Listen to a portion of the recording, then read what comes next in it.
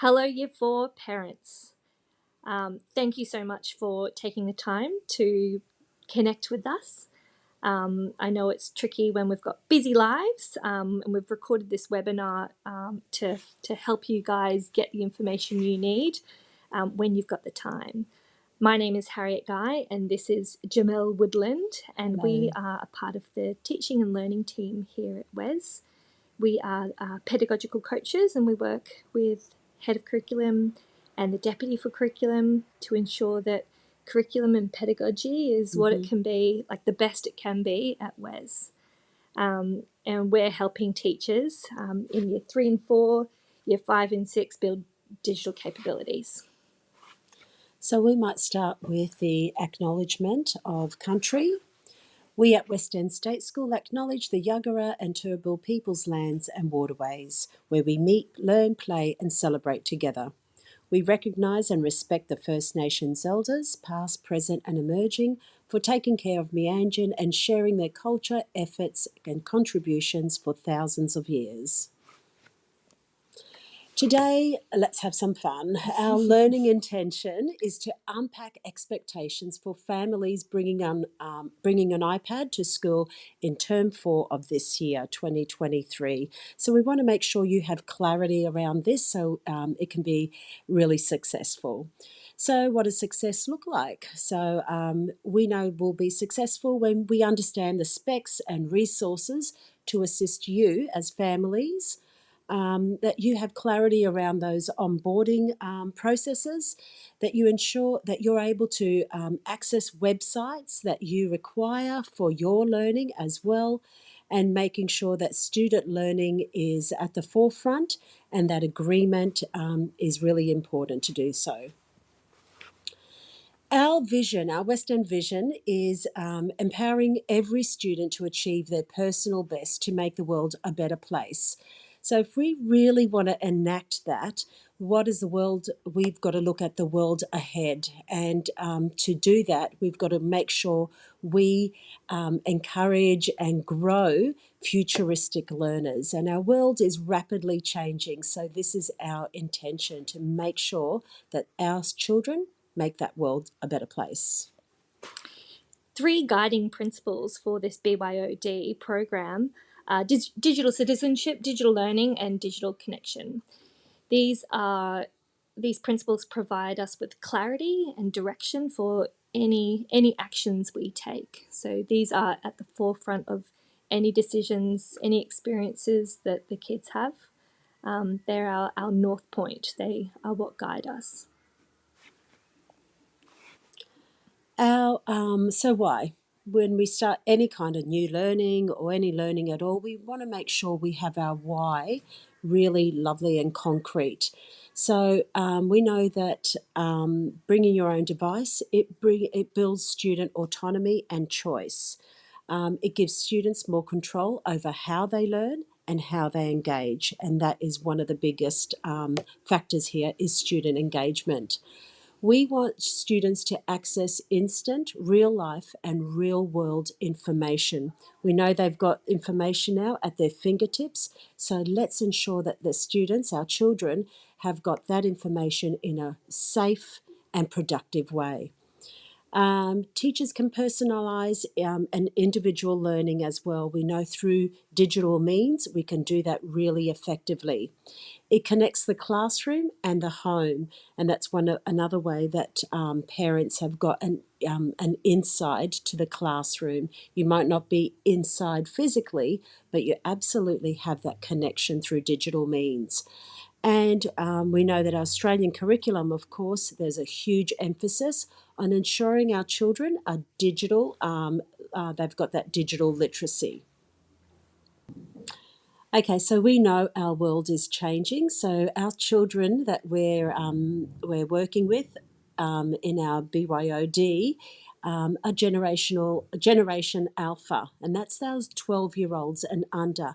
And those students we know are digitally integrated, globally connected, and mobility expected, visually and socially engaged. What does that mean? We know that 75% of our technology users really use digital to leverage their learning.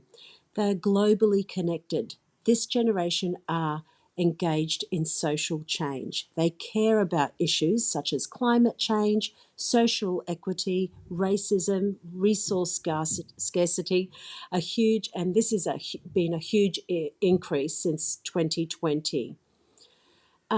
We've seen a huge change with mobility expected. So we've seen a lot of fixed technology to flex technology, especially with the work from home model.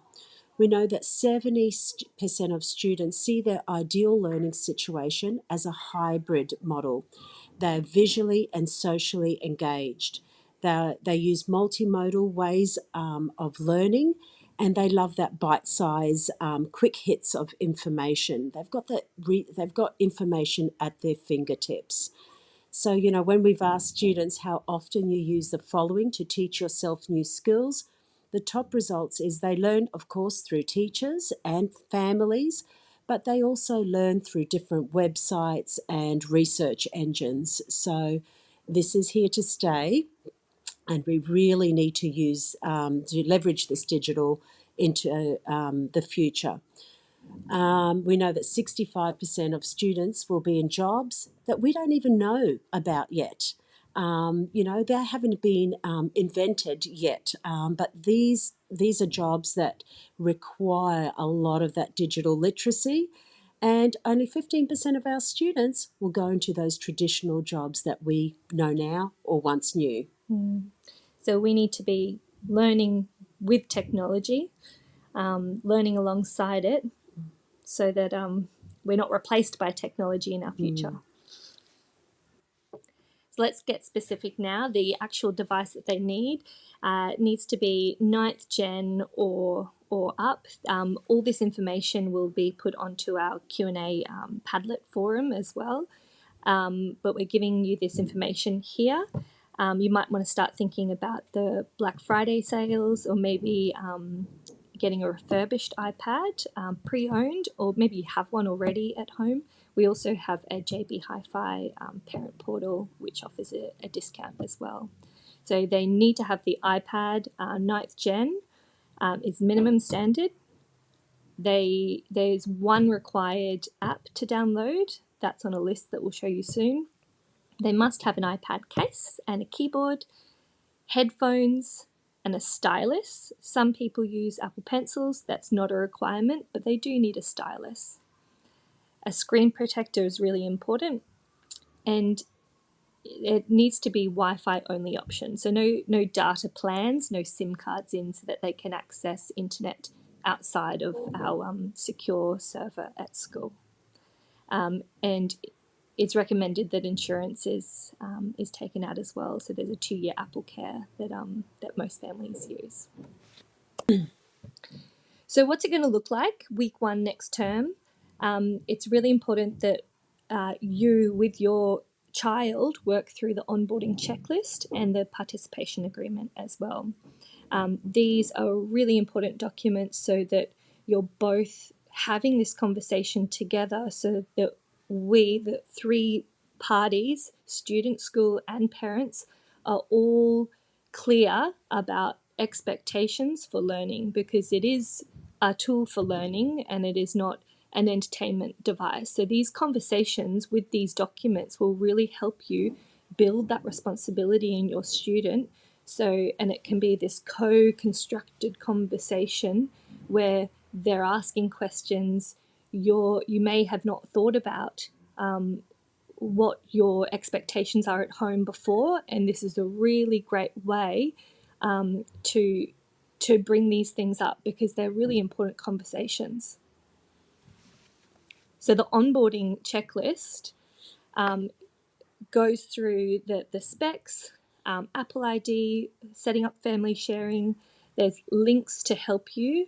You name your device, make sure you've got your passcode, lock screen.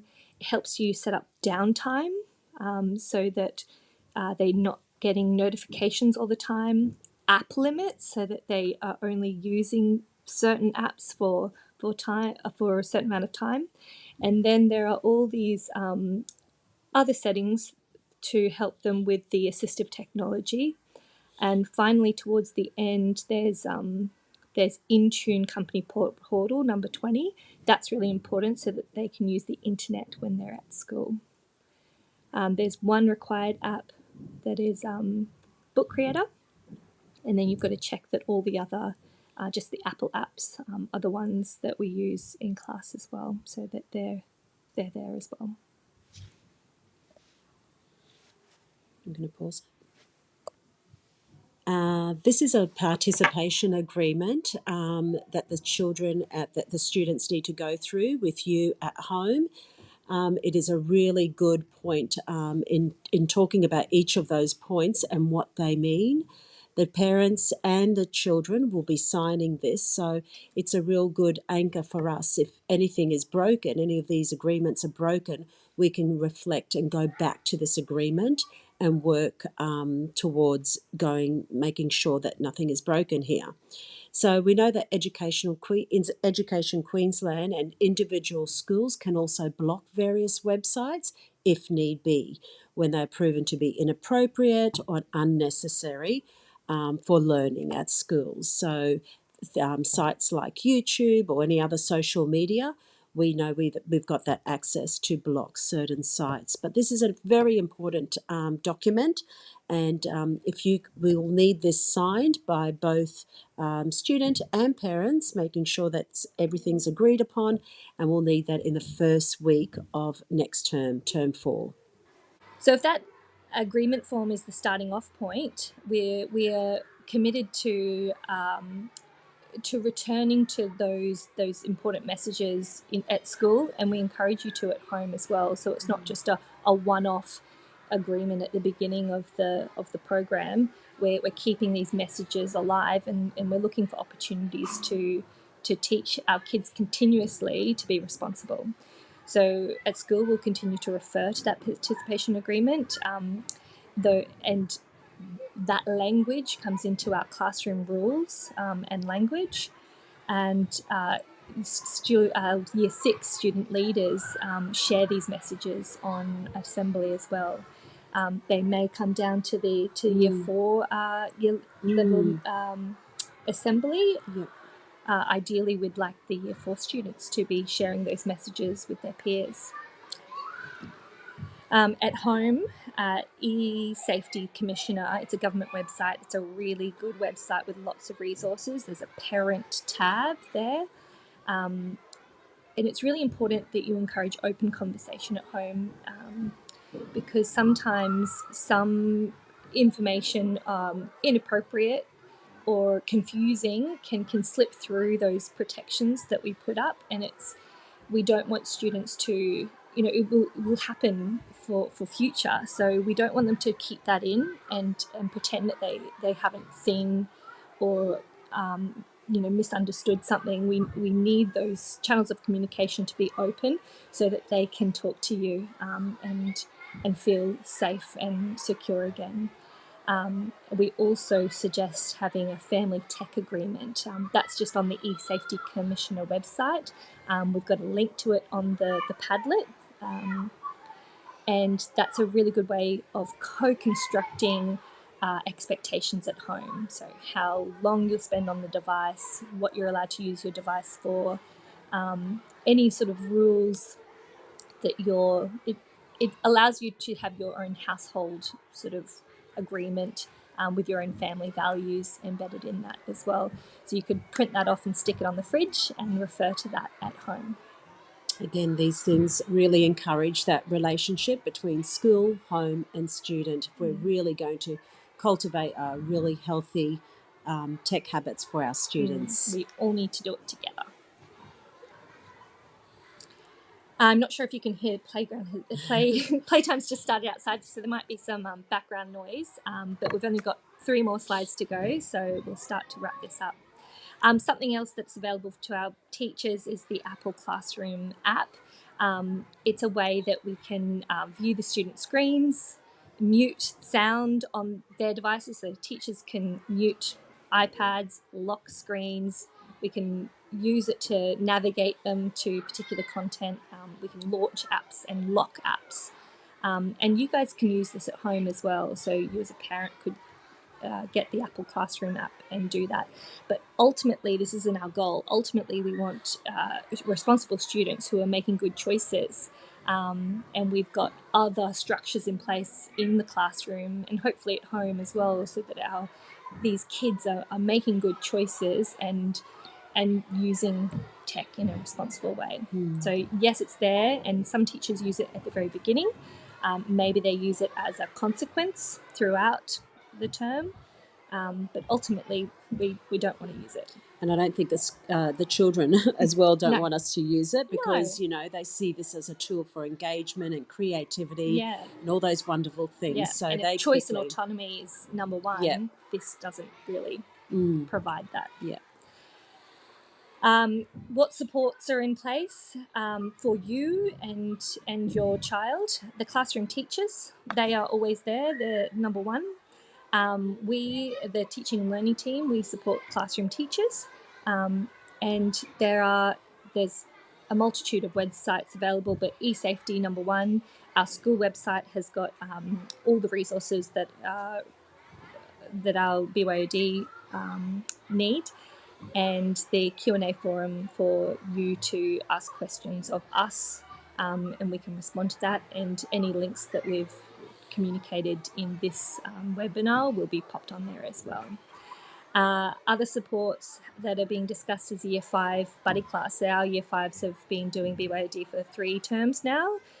So what a lovely little transition for the Year 4s to buddy up with the Year 5 class and do some learning with them. And community partnership support. So that's you guys at home, all the restrictions and screen time, all the onboarding, the list of onboarding steps that you need to take will help control or set loving boundaries as we teach our kids how to be responsible. Yeah, and to end, make sure that you hop onto our school website, because we've got a lot of information there that will be really helpful to you. We've got the QR code as well on our Padlet for those questions. So, yeah, anything that you need, make sure you ask a question on that Padlet, and we'll be sure to answer any queries that you have.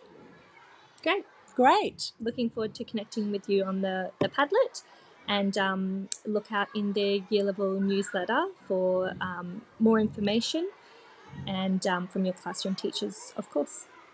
Thanks.